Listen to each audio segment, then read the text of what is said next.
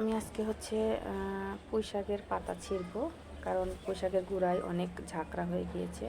একটু খালি করে দিব, তাহলে আর একটু ভালো হবে। আর পাতাগুলো দেখেন মাশাআল্লাহ অনেক বড় বড় হয়েছে। নিজের হাতে লাগানো গাছের সবজি বলেন আর হচ্ছে ফলই বলেন, কেটে খাওয়ার আনন্দটাই আলাদা। আসলে কিনে তো খেতেই পারি, কিন্তু লাগিয়ে যে খাই এটা অনেক ভালো লাগে। আর হচ্ছে আমার ভিডিওটা সরাসরি করা যেহেতু, আর কোনো বাইরে সাউন্ড আসলে ইগনোর করবেন, ক্ষমার দৃষ্টিতে দেখবেন সবাই।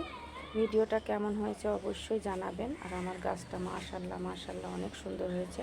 এই যে আমি ভাজি করে ফেলেছি, এখনও খাইনি, খেয়ে বলবো কেমন হয়েছে।